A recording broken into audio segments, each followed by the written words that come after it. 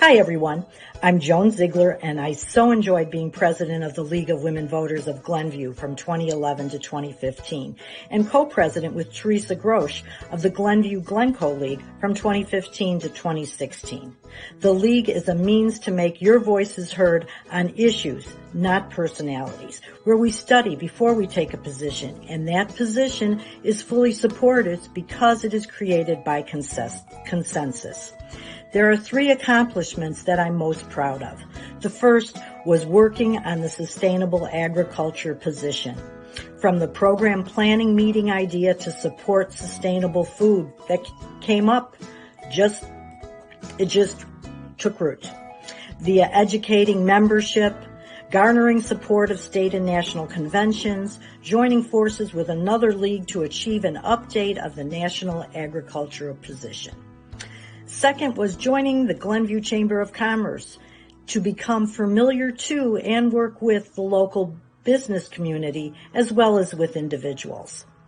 And last, the merging of the Glenview and Glencoe leagues to create a stronger, sustainable league supported by the energy and resources of many minds working together to empower voters and defend democracy. Thank you so much for the opportunity of friendship and service. Hi, I'm Paula Lawson. I was president of the League of Voters of Glencoe from 1994 to 1997. That's a quarter of a century ago. The LWVUS always had great speakers at conventions, particularly in Washington, D.C. In 1994, both Attorney General Janet Reno and First Lady Hillary Clinton spoke. I was impressed and energized by these intelligent women.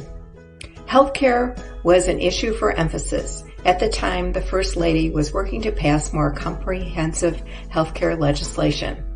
The National Voter Registration Act, also known as Voters Voter, was signed by President Clinton in 1993, but full implementation was delayed in Illinois.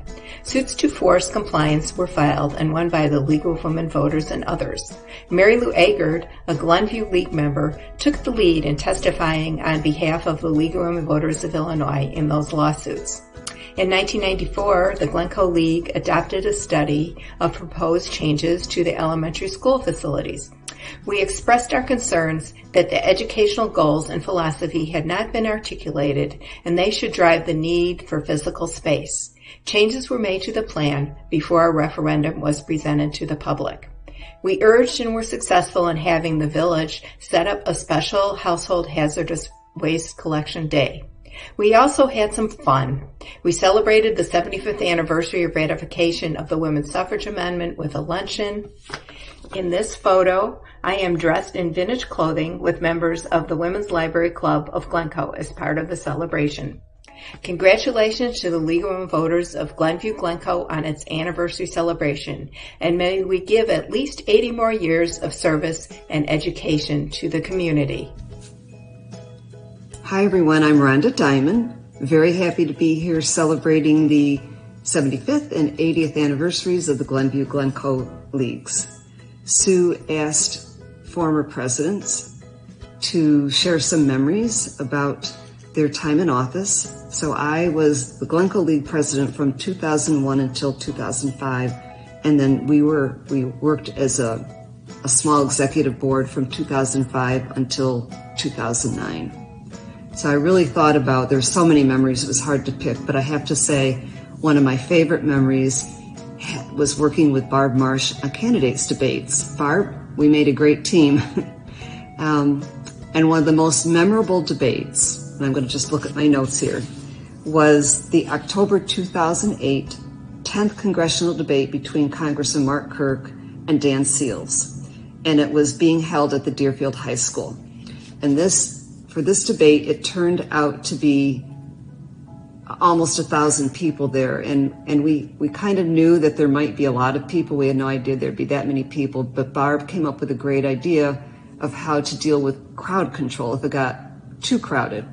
So her idea was to dispense tickets to people as they arrived outside Deerfield High School at the doors, give them tickets, and then when they got in, There were league ushers at all the various entryways into the Deerfield Auditorium, and the league ushers were collecting tickets. You needed a ticket to get in, and it worked great.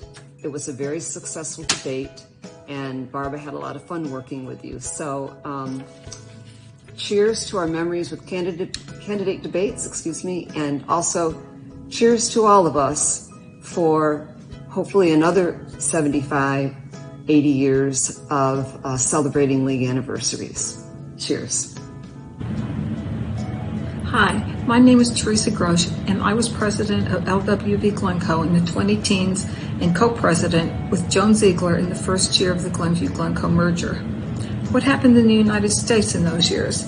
The Affordable Care Act was passed, Occupy Wall Street occurred, the Black Lives Matter movement was organized, legislation of same-sex marriage was passed, and in Illinois, the legislature revoked the death penalty, with league members being instrumental to make that happen. And lots of such positive things happened too. The Tea Party grew ever stronger. The majority of Americans fell out of the middle class, and gun deaths surpassed automobile deaths. You'll remember Sandy Hook and Gabrielle Gifford, among others. Locally, our Glencoe League conducted a study on the efficacy of armed guards in schools, found they have a negative impact, and were instrumental in defeating a referendum to place an armed guard in our middle school. Several members conducted a multi-year study on SWANK, the Solid Waste Agency of Northern Cook County, which influenced the agency to change some of the ways it did business. In those years, our league worked hard on voter registration and voter rights, educate the public on local government and local issues, and held debates and meet and greets with those up for local elections. I value my time in the league, and I'm proud of the fights we fight and the influence we have. Thank you for what you do. Hi everyone, I'm Ann Yoshida, and I was the president of the Glenview League in 1999, and it was such a great experience that then again in 2016 through 2020, I became a co-president with Sheri Latash, and we're going to talk about our time together as co-president.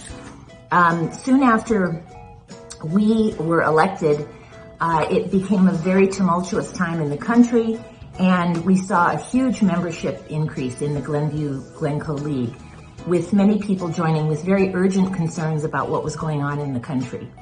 Funding was being cut at the national and state levels for things like education, access to government, and services which meet basic human needs. And locally, we turned our attention to some of these issues as well. So, consistent with core league principles related to the role of government, and in response to the coarsening of civic discourse that characterized both of our terms as co-president, we felt it was incumbent upon us to educate and advocate locally on a range of issues having local impact. So our actions were guided by two documents. The first is Impact on Issues. This is the National League of Women Voters compendium of public policy issues that were the result of long study.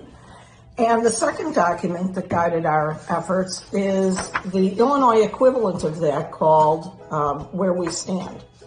And Where We Stand not only includes national positions, but also issues, it talks about issues that weren't covered nationally or expands on national issues. So with those documents as our guide, we engaged with local government on issues related to meeting basic human needs, natural resources protection, and civic engagement.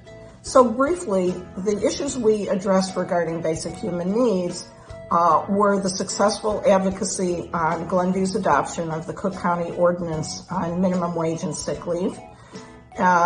Secondly, in work that is ongoing, we advocated for the village's compliance with its affordable housing plan and its comprehensive plan. With respect to natural resources protection, we successfully advocated for a ban on toxic coal tar sealants. For reasons related to environmental health, we engaged with the village, alongside the village, regarding the proposed freight train holding track in West Glenview. And we worked with one of our Cook County commissioners on setting conditions for a proposed food composting operation near Oakton Community College in Des Plaines. Regarding civic engagement, an enthusiastic group of members created a program on the role of local government for high school students.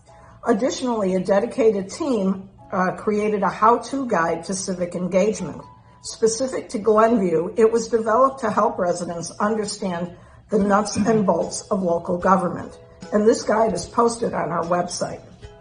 One of the things that we've observed, that's a pun, in finding out about these issues is that we need a strong local observer corps in each of our communities so that we know when issues of importance bubble up locally. So I would like to talk about Sheri, could I interrupt you for a minute? One of my jobs when Sheri and I were co-presidents was that I have to get the hook. And that's what I'm doing right now. But I want to talk about welcoming communities. Sorry, no, Sheri. So we're going to say goodbye from us and happy anniversary to the Glenview-Glencoe League of Women Voters. Hi, everyone. I'm Sue Swaringen, and I've been the president of our league from 2020 to 2022. What do I remember most about my term? Well, there was this one thing, a little virus called COVID-19. Perhaps you remember. COVID showed up just in time for what some say was the most important presidential election of our time. We also dealt with the confusion over mail-in ballots, an old but little-known tool that many people decided to look into once they wanted to vote without having to go to the polls and putting their health in danger. This was layered on top of social unrest that came about as a result of the summer murder of George Floyd. We were also very focused on passing a constitutional amendment here in Illinois to restructure our income tax. And on top of everything else, we lost our beloved Ruth Bader Ginsburg. There was so much urgency, and we were rendered powerless to fulfill our mission work without the use of our normal tools.